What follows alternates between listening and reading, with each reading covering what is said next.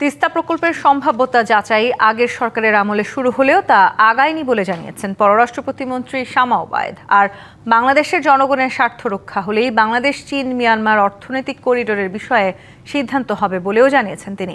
বিকেলে নিজ কার্যালয়ে পররাষ্ট্র প্রতিমন্ত্রী আরও জানান, ভারত থেকে শেখ হাসিনাকে ফেরানোর বিষয়ে অগ্রগতি না হলেও প্রক্রিয়া চলমান রয়েছে।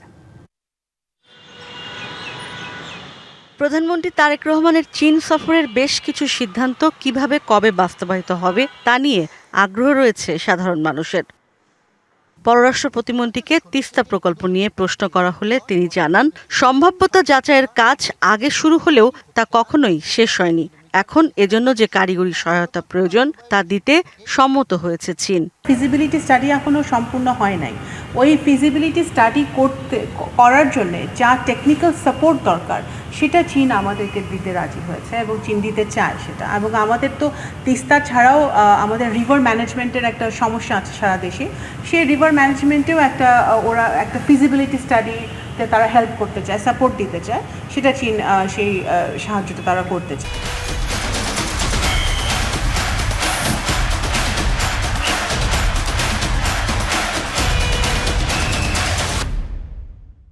বাংলাদেশ চীন মিয়ানমার অর্থনৈতিক করিডোর বাস্তবায়নে বেশ কয়েকটি মন্ত্রণালয় জড়িত।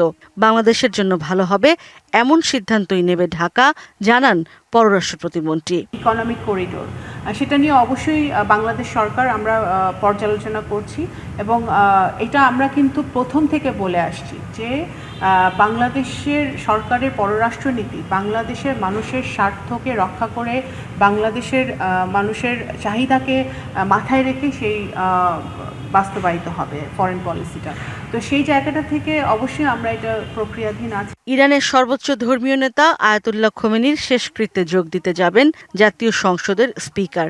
ঢাকা তেহরানের দ্বিপক্ষীয় সম্পর্ক ভালো বলেই এমন সিদ্ধান্ত নেওয়া হয়েছে বলেও জানান পররাষ্ট্র প্রতিমন্ত্রী।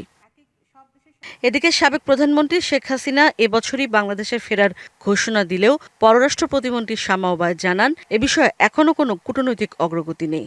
নতুন কোনো আপডেট নাই, এটা প্রক্রিয়াধীন আছে। ইশরাত জাহান উর্মি, ডিবিসি নিউজ, ঢাকা।